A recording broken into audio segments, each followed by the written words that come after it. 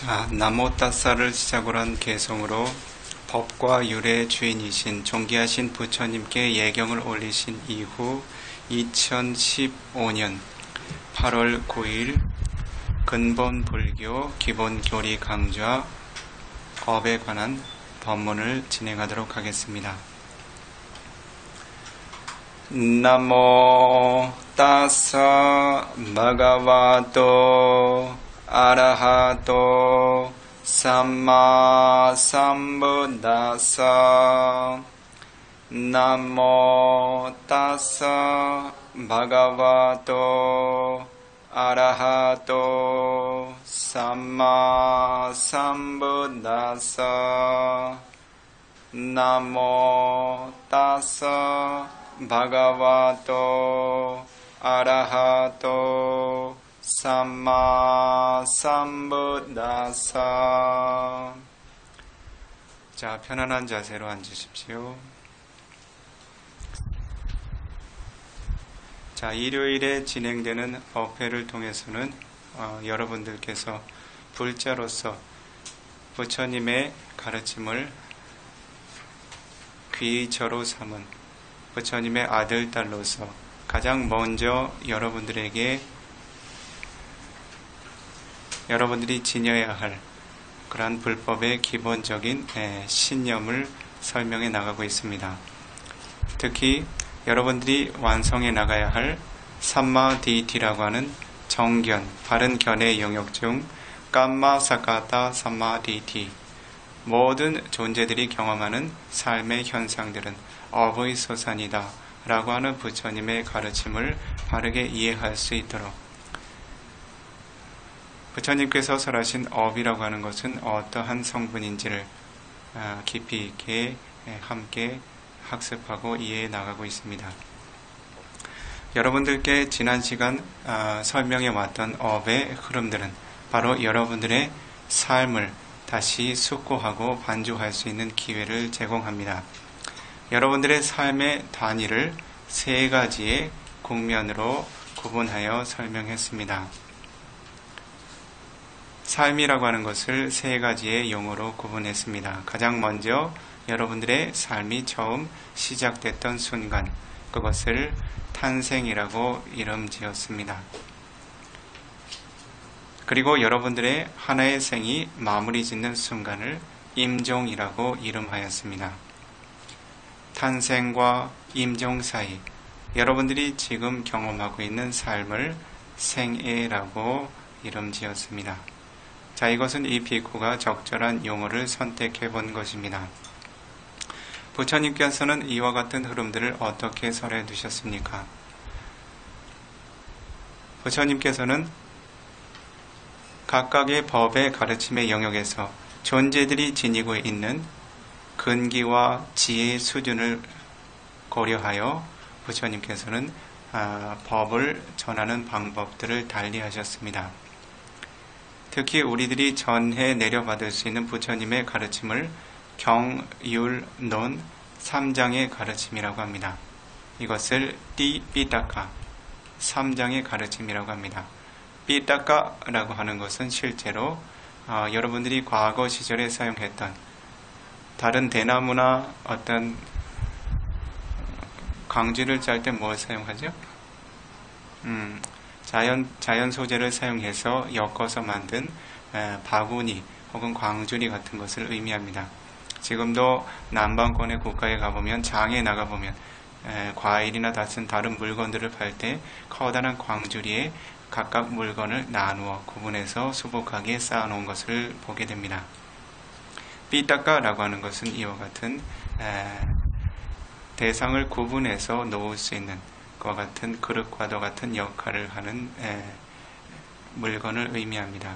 즉 부처님께서 설하셨던 3장의 가르침들을 이 세 가지의 기준에 의해서 위나야라고 하는 율의 가르침과 수탄타라고 하는 경의 가르침, 아비담마라고 하는 논의 가르침이라고 하는 세 가지 기준에 의해서 구분하여 결집해 두었습니다. 이러한 때 위나야라고 하는 가르침은 존재들이 지녀야 할 가치 기준을 의미합니다. 규범을 의미합니다. 수단다라고 하는 것은 존재들이 삶에 적용할 수 있는 법의 기준을 의미합니다. 율의 가르침이라고 하는 것은 도덕성의 기준을 의미합니다. 즉 존재들이 삼가야 할 몸과 입의 행위들, 즉 도덕적인 가치로서 지녀야 할 규범들을 이야기하는 것이 바로 위나야, 율의 가르침입니다. 수단다라고 하는 것은 무엇을 의미합니까? 수다라고 하는 것은 실제로 실이나 끈을 의미합니다. 주석서의 가르침에서 보면 실이라고 하는 것은 무엇을 의미하는가 하냐면 여러분들이 때때로 그러한 장면을 보았을 수도 있습니다. 목수들이 나무를 켜게 될 때 먹줄을 튕겨서 그 기준을 잡게 됩니다. 먹줄을 한번 튕기게 되면 그 선은 매우 정확하고 올곧게 절단되어지거나 혹은 접합되어져야 하는 기준으로 존재하게 됩니다. 이와 같이 한 존재의 삶을 목수들이 먹줄을 튕겨서 하나의 기준선을 잡듯이 정확한 선업과 불선업의 기준을 제시하는 것이 바로 수단다, 경장의 가르침입니다. 즉 경장의 가르침에서 부처님께서는 이와 같은 법들이 선업의 법이다. 이와 같은 법들이 불선업의 법이다. 이와 같이 몸과 입과 마음의 행위들을 닦아나가게 될 때 존재들에게는 선업이 형성이 된다. 이와 같은 몸과 입과 마음의 업력들이 형성이 될 때 존재들에게 불선업이 축적되어 나간다고 설명하게 됩니다. 즉 경장의 가르침은 우리들 삶의 기준이라고 보셔도 좋습니다. 그렇기 때문에 부처님께서는 경장의 가르침을 전하실 때 세간의 존재들이 모두 쉽게 이해할 수 있는 용어를 사용하셨습니다. 자, 그래서 이와 같은 수단다 빛가, 즉 경장이라고 하는 가르침에서 우리들의 삶의 모습을 부처님께서 무엇라 칭하셨습니까? 자, 태어남, 탄생을 무엇이라고 이름하셨습니까? 자띠, 태어남이라고 이름하셨습니다. 자, 임종이라고 하는 현상을 무엇이라고 설명하셨습니까? 마라나, 죽음이라고 설명하셨습니다. 조금 전에 여러분들께서 죽음이라고 하는 삶의 국면을 잠시 마음에 새겨보았지요. 마라낭, 마라낭, 죽음, 죽음이라고 여러분들은 숙고했습니다. 그렇다면 태어남과 죽음 사이에 있는 우리들의 생애는 부처님께서 무엇라 설명하셨습니까? 바로 바와라고 하는 삶이라고 설명을 하셨습니다. 바와라고 하는 말은 무라고 하는 어근에서 비롯됩니다. 무라고 하는 것은 존재한다는 의미입니다. 그래서 여러분들이 쉽게 이해할 수 있도록 여러분들은 살아있다는 것을 존재한다라고 여깁니다. 존재라는 것은 무엇을 가치 기준으로 삼습니까? 바로 존재하는 자아가 있다라고 인식하는 것입니다. 부처님께서는 자아가 존재하지 않는다라고 하는 아나따라고 하는 무아의 법을 통찰하고 존재들에게 설하셨지만 모든 존재들이 그 삶의 흐름들을 바르게 이해할 수 있도록 이와 같이 삶이라고 하는 흐름들을 설명하게 될 때 바와라고 하는 존재의 개념을 적용해 설하셨습니다. 그래야 이 세간의 존재들이 이해할 수 있기 때문입니다. 그러나 부처님께서 따와띵사라고 하는 천상에서 매우 선업이 부족한 천인들에게 법을 설하셨을 때는 다른 종류의 개념을 적용하십니다. 관념과 개념의 영역이 포함되지 않는 파라마타라고 하는 궁극적인 실제의 법만을 설하셨습니다. 자, 언어로 행해진다라고 하는 것은 실제로 궁극적인 실제라고 이야기하기는 어렵습니다. 왜냐하면 언어로 지각화됨과 동시에 그것은 더 이상 실제가 아닙니다. 언어화될 수 없는 대상의 본질만이 파라마 아타, 가장 최상의 위치로 존재하는 궁극적인 의미로 존재합니다. 예를 들어서 여러분들이 루파라고 하는 물질을 몸에서 자각하여 통찰하게 될 때 그것은 궁극적 실제가 됩니다. 그러나 이것이 루파라고 이야기하게 될 때 그것은 이미 관념의 법입니다. 그러나 부처님께서 이와 같은 궁극적인 실제를 설명하기 위해서도 존재들에게 언어라고 하는 도구를 빌리지 않을 수는 없었습니다. 그래서 궁극적인 법의 영역에 포함되는 언어만을 사용하여 설한 법을 아비담마라고 부릅니다.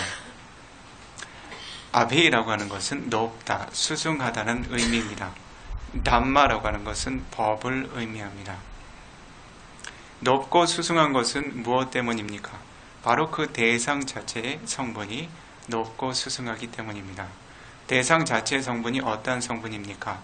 빠라마타, 빠라마아타. 아타라고 하는 것은 의미, 가치를 의미합니다. 빠라마라고 하는 것은 가장 고귀한 최상의 정점에 위치하는 가치를 의미합니다. 그래서 빠라마아타라고 하면 최상의 의미를 의미합니다. 즉 다른 의미를 더 이상 부여할 수 없는, 다른 의미로 전이될 수 없는 궁극적인 의미와 가치를 지닌 것을 바로 빠라마타, 궁극적 실제라고 부릅니다. 우리들이 한 사람을 보면 집에서는 가장이라고 부르고 회사에서는 직장 동료라고 부르고 각각의 시선에 따라서 그 가치가 변하는 것처럼 빠라마타라고 하는 궁극적 실체는 그와 같이 가치와 질이 변하지 않습니다. 그와 같이 궁극적인 가치를 다루고 있기 때문에 그와 같은 가르침의 영역을 아비담마, 수승한 가르침이라고 부릅니다. 그리고 실제로 아비라고 하는 말은 설해진 법의 가치에 있어서도 가장 많은 분량의 가르침을 전하고 있습니다. 여러분들께서 전해 들을 수 있는 부처님의 가르침은 모두 84,000 법문이라고 알고 있습니다. 그 중에 21,000 법문이 위나야 삐타카라고 하는 율장에 설해져 있습니다. 또 다른 21,000 법문은 수탄타 삐타카라고 하는 경장의 가르침에 설해져 있습니다. 나머지 42,000 법문은 어디에 설해져 있습니까? 바로 아비담마, 논장의 가르침에 설해져 있습니다. 그래서 그 설해진 법의 양을 보아서도 다른 경장과 율장의 가르침을 능가한다 하여 아비담마라고 부릅니다. 자, 이와 같이 궁극적 실제 법을 설명한 아비담마의 가르침에서는 우리의 삶을 어떻게 이야기합니까? 탄생이라고 하는 태어남의 법을 무엇이라고 이야기합니까? 단지 그것은 빠띠산디 위냐나라고 하는 입태의식일 뿐이라고 이야기를 합니다. 탄생이라고 하는 것은 다른 큰 의미를 갖지 않습니다. 단지 한 찰나의, 심찰나의 의식일 뿐입니다. 죽음이라고 하는 것은 무엇을 의미합니까? 바로 쭈띠라고 하는 인식을 의미합니다. 죽음 또한 특별한 의미를 갖지 않습니다. 단지 한 찰나, 심찰나 동안 생겨나고 소멸하는 그러한 인식의 한 찰나를 의미할 뿐입니다. 우리들의 생의 흐름, 삶이라고 하는 것, 그것은 부처님께서 궁극적인 실제 영역에서 어떻게 설해 보이셨습니까? 그것을 바로 빠와띠라고 부릅니다. 와띠라는 말은 생겨난다라는 의미입니다. 빠와띠라는 말은 거듭거듭 생겨나는 흐름들을 의미합니다. 자, 이것이 실제로 존재하는 우리들의 삶입니다. 자, 지난 시간에 여러분들께서는 빠띠산디라고 하는 입태의식에 대해서 살펴보았습니다. 과연 어떠한 업력들이 작용해서 우리들에게 새로운 생이라는 것이 생겨나는지, 새로운 삶이 생겨날 때 과연 어떠한 성분들이 생겨나는지 부처님께서 설하셨던 가르침을 근간으로 이해하였습니다. 특히 지난 시간에는 각각의 존재들이 지니고 있는 업력의 영향력에 의해서 어떠한 탄생의 유형들이 생겨날 수 있는지, 그와 같은 탄생의 조건들이 생겨날 때 이후에 어떠한 업력의 후원을 받아 어떠한 생애들이 형성되어 가는지, 즉 12연기의 법을 의지해서 설한다면 상카라 빠짜야 위냐나, 과거의 생의 업력의 영향력으로 어떠한 종류의 입태의 의식이 생겨나는지, 위냐나 빠짜야 나마루파, 그와 같은 태어남의 마음을 조건으로 해서 어떠한 물질과 정신 현상들이 형성되어 가는지 다양한 가능성에 대해서 살펴보았습니다. 오늘은 여러분들의 삶과 더 가까운 영역을 살펴봅니다. 즉 인간의 생애로서 처음 태어남의 법이 생겨날 때 과연 어떻게 삶이 형성되어 가는지, 부처님께서는 어떠한 흐름으로 설해 가셨는지를 살펴봅니다. 자, 4가지 탄생의 유형 중에 인간은 잘라부자라고 하는 어머니의 모태를 의지해서 태어나는 생의 유형을 주로 취하고 있습니다. 그러나 실제로 인간 존재는 4가지 탄생의 유형을 모두 취할 수 있는 가능성을 지녔다고 불법의 가르침에서는 설하고 있습니다. 특히 인간들의 공덕이 부족했던 시절에는 어머니의 모태라고 불리우는 그와 같이 한정되고 부정하고 한계 지어진 영역을 의지하지 않고 오빠빠티카, 브람마 범천의 영역에서 어떠한 어머니의 모태도 빌리지 않고 즉시 인간으로 화생했던 그러한 탄생의 유형도 같습니다. 때때로는 상세라자, 불법의 가르침에 의지해서 보면 때때로는 마치 연꽃처럼 연꽃이 진흙의 성분을 의지해서 태어나듯이 연꽃을 의지해서 태어나는 상세자자 빠티산디라고 하는 입태 유형도 엿보입니다. 그리고 때때로 어떠한 존재들은 안다자,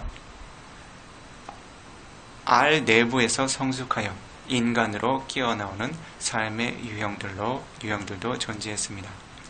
그러나 지금 시대에 인간 존재들이 갖는 탄생의 유형은 대부분이 살라부사, 즉 어머니의 모태에 입태하여 태어나는 유형입니다. 자, 여러분들이 이와 같이 어머니의 모태, 새로운 생을 업의 과부로서 받게 될 때 과연 어떻게 여러분들의 생이 구성되어 갑니까? 살펴보도록 하겠습니다. 자, 과거에 부처님께 한 야카라고 불리우는 존재가 부처님께 이와 같은 질문을 한 적이 있습니다. 즉 인간 존재들의 몸이라고 하는 것은 어떠한 조건으로 형성이 되는가? 자, 그와 같은 가르침이 상유타니까야 사가타와가 발리 6차 결집본 기준으로 208페이지에 인다카 수땅이라고 하는 이름으로 결집되어 전해져 내려오고 있습니다. 이 경은 야카 상유타, 즉 야카라고 하는 존재와 관련된 가르침의 모음들을 묶어서 결집해둔 영역입니다. 자, 참고로 여러분들은 야카라고 하는 존재에 대해서 알고 계신지요? 우리들이 경험할 수 있는 이 존재계의 영역은 31천이라고 이야기를 합니다. 선처와 악처를 모두 포함하게 됩니다. 악처의 존재들은 니라야라고 하는 지옥의 존재들, 그리고 베타라고 하는 악귀의 존재들, 그리고 띠라차나 요니라고 불리우는 축생계의 존재들, 그리고 아수라가야라고 불리우는 아수라의 존재들이 존재합니다. 그 4가지 악체를 벗어나서 첫 번째 선체의 단계는 마누사 바와, 즉 인간계를 의미하게 됩니다. 보다 수준 높은 선체 영역으로 도달하게 될 때 까마와자라고 불리우는 6개의 세상에 포함이 되는 대와 6개 천상이 있습니다. 그와 같은 천상의 세계보다 더 높은 공덕의 조건으로 과보를 얻게 되면 루파와짜라, 아루파와짜라라고 하는 색계, 무색계의 범천의 생에 도달하게 됩니다. 야카라고 하는 존재는 실제로 6개 6천의 존재계에 포함이 됩니다. 이 야카라고 하는 존재를 무엇이라고 부르나요? 야차라고 부르나요? 뭐라고 부릅니까? 도깨비 아시죠? 도깨비 보셨나요? 보신 적 있으세요? 부모님 세대들만 해도 여쭤보면 도깨비들을 본 분들이 꽤 있습니다. 있어요. 시골에 계시면. 지금 시대 사람들은 마음이 그만큼 맑지 못한 모양입니다. 왜냐하면 천상계의 존재들은 물질이 굉장히 섬세합니다. 그래서 거친 육안으로는 잘 보이질 않아요. 심한의 삼매의 힘을 개발하면 지혜의 빛으로 볼 수 있습니다. 그런데 그 망사자쿠라고 하는 이 육안으로는 쉽게 식별할 수 있는 존재의 영역이 아닙니다. 자, 야카라고 하는 존재를 이 불법의 영역에서는 이와 같이 정의해 설명하고 있습니다. 야키야테 뿌지야테 띠 야코. 야키야테, 예경받을 만한 가치가 있다. 뿌지야테, 존경받을 만한 가치가 있다. 그래서 야코, 야카라고 부른다. 마찬가지로 야지따빠도 뿌지따빠도 야코, 존중해야 마땅하고 예를 올려야 마땅하기에 야카라고 부른다. 이와 같은 정의가 있습니다. 실제로 야카라고 하는 것은 이 불법의 영역에서 여러 가지 의미를 지니게 됩니다. 가장 가치 있는 영역의 의미를 먼저 들어 보이자면 가장 첫 번째는 부처님이라고 하는 붓다라고 하는 존재를 경의 일부의 영역에서는 야카라고 부릅니다. 그리고 일부의 영역에서는 아라한 성인의 공덕도 야카라고 부릅니다.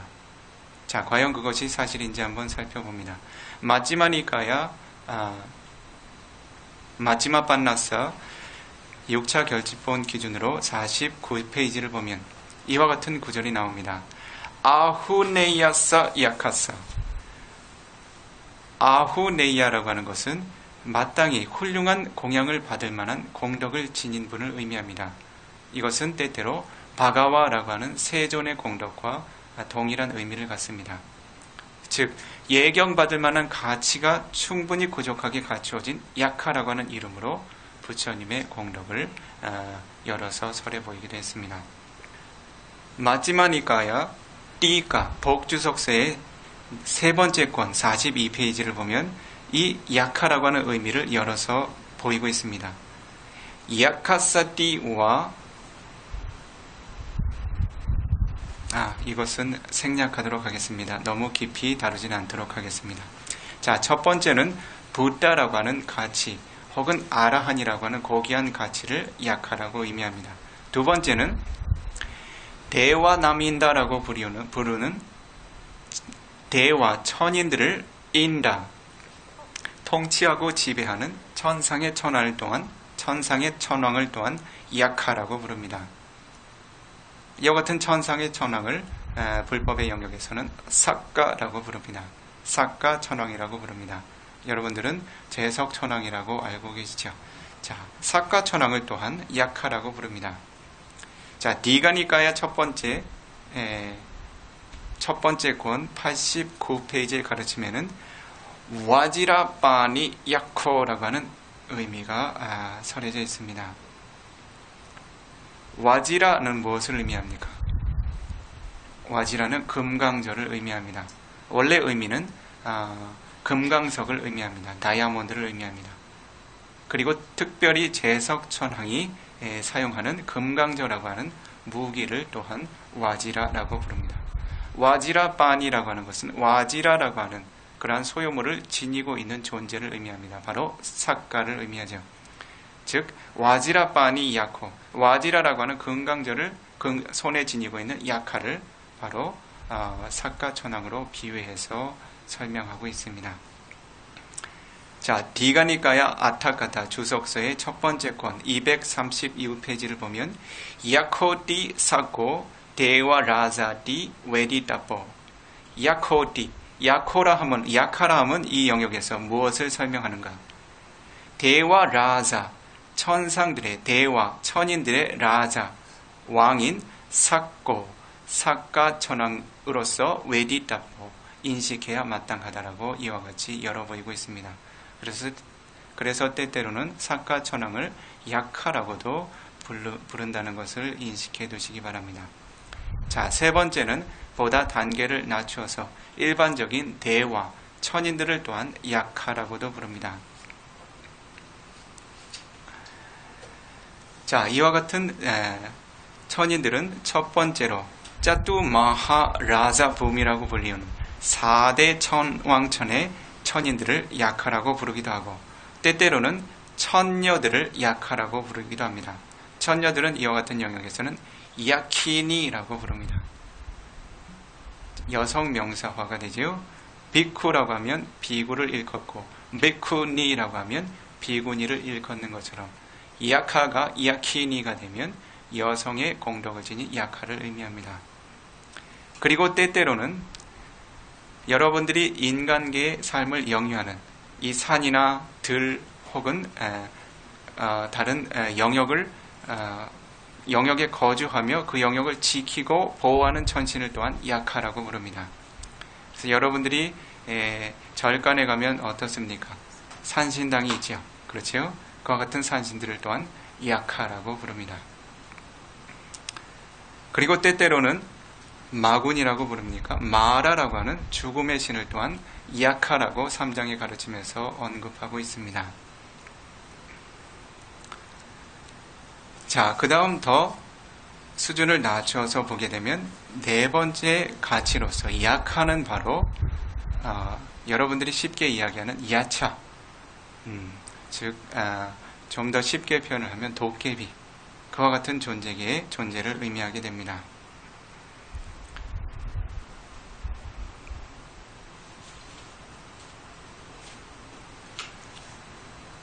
자따까라고 하는 본생담에 보면 이와 같은 약하의 일화들이 많이 전해져 있습니다. 실제로 이 인다까 수땅이라는 부처님께 인간 존재의 그 존재들의 탄생의 조건을 물었던 그 인다까라고 하는 존재는 그 약하로서 설해지고 있는데, 이 약하는 바로 이 네 번째 야차, 즉 도깨비의 생애의 조건을 지닌 존재라고 여러분들께서 이해해 두십시오. 자, 이와 같은 존재들은 어떻습니까? 어떠한 조건을 지니고 있습니까? 그들은 실제로 수가띠라고 하는 선처에 태어날 수 있는 선업의 조건을 지닌 존재들입니다. 그래서 그들의 마음은 수가띠 아헤뚜까, 선처에 태어나긴 했지만 자신이 과거에 지닌 복덕의 부족으로 인해서 알로바, 아도사, 아모하라고 하는 무탐, 무진, 무치의 세 가지 선업의 공덕이 결여된 채 수가띠라고 하는 선처에 태어난 존재로 존재합니다. 이러한 가능성이 한 가지. 그리고 루이헤도가 때때로는 알로바, 아도사라고 하는, 즉 지혜와는 함께 결합하지 않고 무탐과 무진의 선업의 마음으로 새로운 탱에 입퇴해서 약하라고 하는 생을 얻기도 합니다. 때로는 띠헤두가 매우 부족한 선업의 조건들로 알로바, 아도사, 아모하, 무탐, 무진, 무치의 세 가지 선업의 공덕으로 부족하게 약하의 삶을 얻기도 합니다. 이와 같은 태생의 업력의 성분에 따라서 그 존재들의 성분의 가치가 달라집니다. 이와 같은 약하들은 실제로 짜뚜 마하라자 대와라고 하는 사천왕천의 천인들에 속하게 됩니다. 사천왕천의 천인들은 여러분들이 살아가고 있는 이 인간계를 거주 공간으로 삼습니다. 사천왕에는 어떠한 천왕들이 있습니까? 여러분들이 어떻게 알고 계세요? 이 비코는 용어가 익숙하지 않아서. 자, 동쪽을 지키는 천왕이 어떤 천왕입니까? 부처님 원음에 가르치면은 나따라타라고 부릅니다. 나따라타. 그것이 동쪽의 그 수미산의 동쪽 영역에 거주하는 그 4대 천왕입니다. 그리고 남쪽에 수미산의 남쪽에 거주하며 이 세상을 지키고 보호하는 천왕은 위룰라카라고 부릅니다. 위룰라카. 그리고 수미산의 서쪽의 영역에 거주하며 이 세상을 보호하고 지배하는 천신은 위루빠카라고 부릅니다. 그리고 북쪽의 영역은 꾸웨라라고 부릅니다. 야카라고 하는 존재는 바로 꾸웨라라고 불리우는 수미산의 북쪽의 영역에 존재하며 이 세상을 통치하고 보호하는 천신의 권속에 속합니다.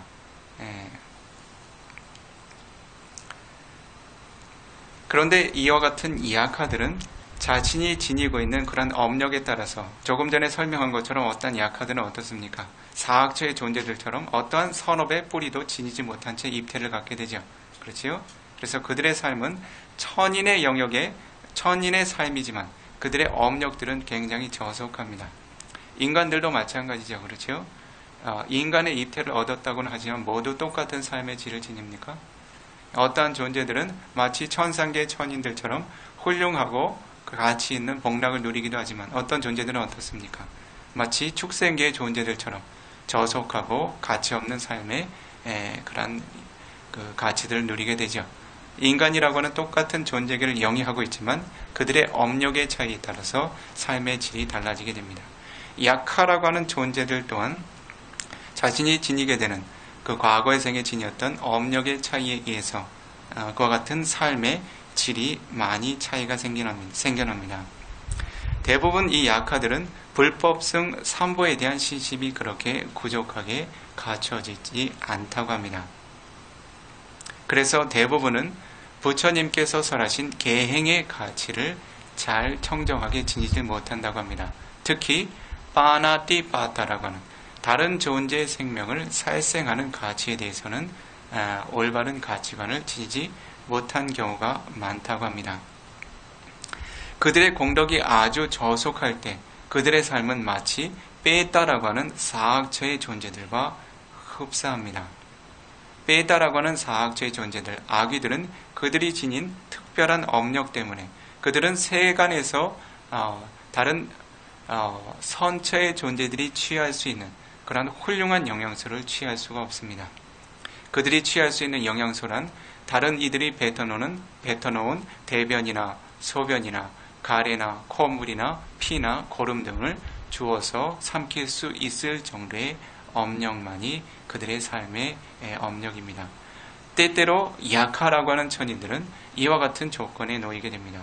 그래서 그들은 천인이라고 하는 출신 선분을 지녔지만 그들의 삶은 매우 비천하고 저속합니다. 때때로 그들은 과거에 지녔던 그러한 업력의 조건으로 인해서 보다 더 능력을 갖게 되는데 그와 같은 능력이 계행이라고 하는 조건을 기반으로 두지 못하기 때문에 그들은 다른 영양소를 취할 수 있지만 파나티파타라고 하는 살생업을 조건으로 해서 자신의 생을 유지하는 형태로 업력이 발현합니다. 그래서 어떠한 약하들은 어떤가요? 인간 존재들을 잡아먹고 자신의 생을 유지합니다. 그리고 일부의 약하들은 다른 천인들처럼 위마나라고 불리우는 훌륭한 천궁을 소유하기도 합니다. 자, 그래서 여러분들이 세간에 그 사람을 잡아먹는 도깨비가 있다 하는 것들이 실제로 존재합니까? 존재하지 않습니까? 존재합니다. 조심하세요.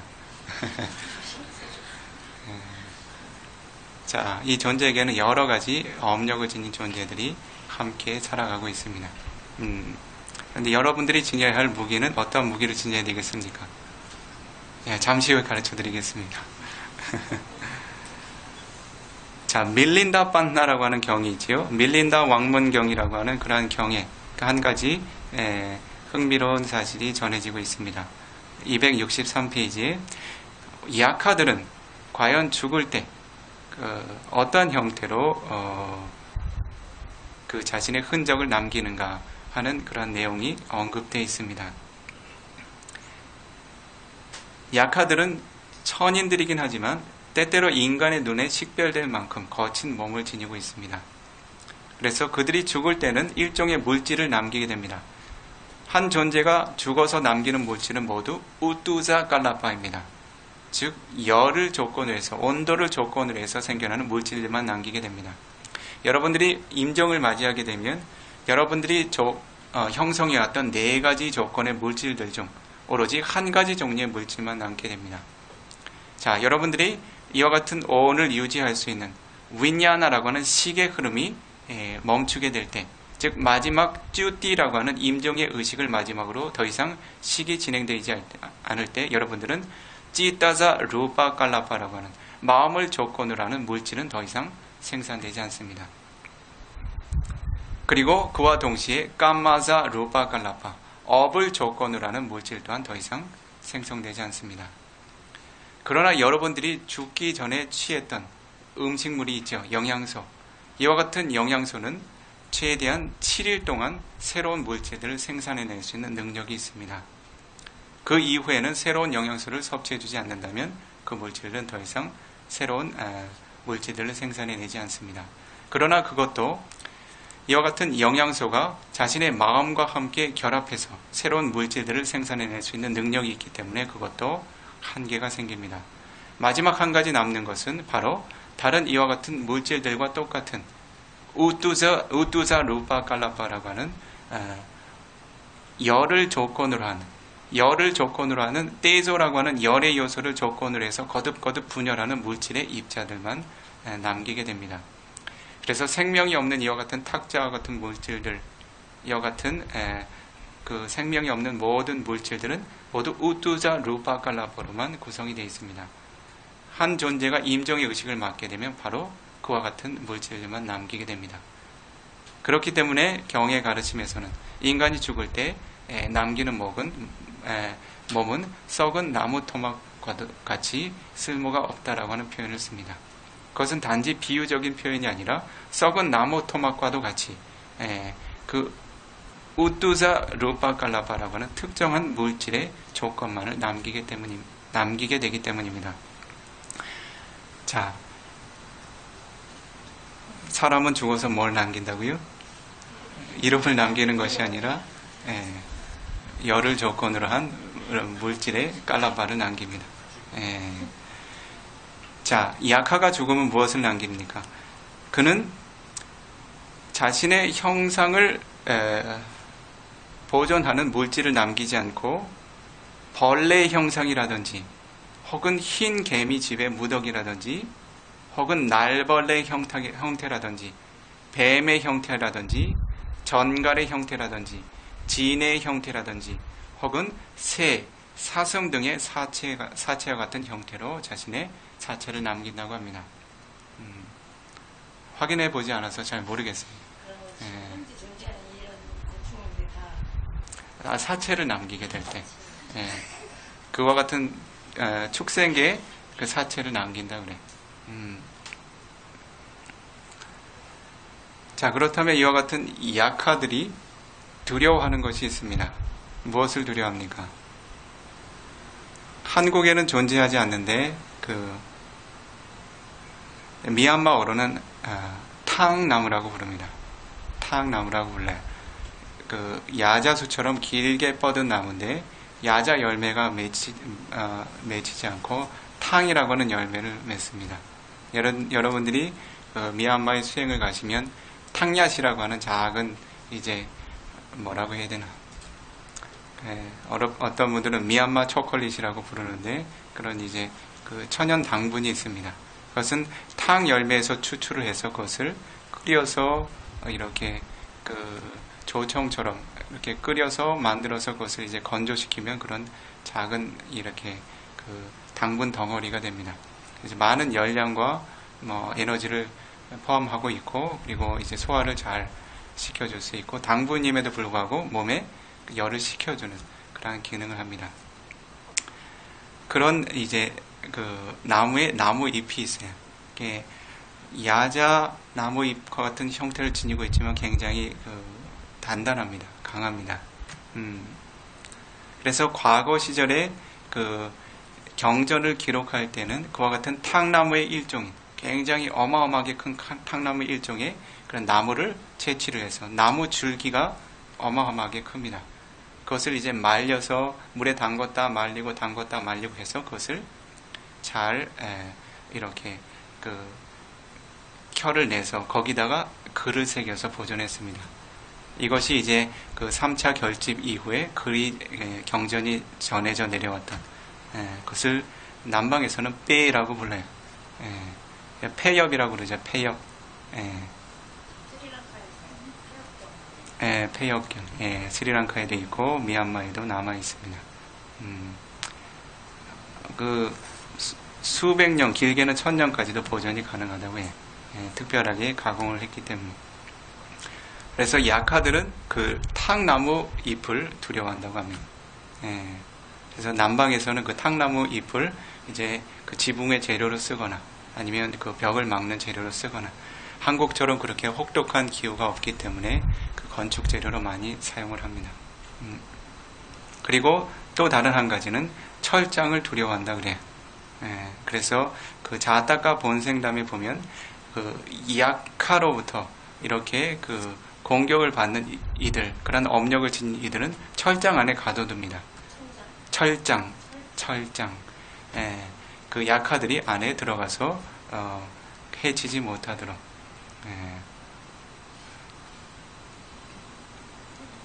오늘은 안 가져왔는데 때때로 이 비쿠가 부채 하나 들고 다니는 거 보셨죠?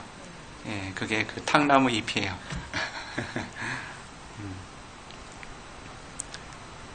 자, 이와 같은 약화를 구별하는 방법이 있다고 합니다. 때때로는 그것이 그 존재가 사람이 형성하고 매우 흡사하기 때문에 자세히 살피지 않으면 구별하지 못할 때도 있다고 합니다. 잘 기억해 두십시오. 자, 약화를 구별하는 방법. 첫 번째, 눈알이 매우 붉은색을 지니고 있다고 합니다. 그래서 눈이 심하게 자주 충혈되는 벗들을 멀리 하십시오. 두 번째, 눈을 깜빡이는 일이 없다 그래요. 세 번째,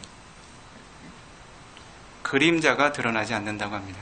왜냐하면 그들이 지니고 있는 루파갈라파는 굉장히 섬세하기 때문에 그것을 눈으로 식별할 수는 있다 하더라도 그것이 매우 거친 물질이 아니기 때문에 그림자가 생겨나지 않는다고 합니다.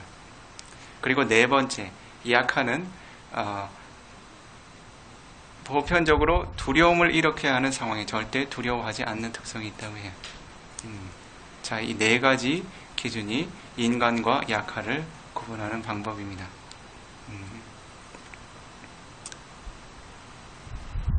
자, 무더운 여름이기 때문에 여러분들의 더위를 서늘하게 식혀주기 위한 괴담을 전하고 있습니다. 서늘해지셨나요? 자, 자타카 아타카타 네 번째 권 495페이지.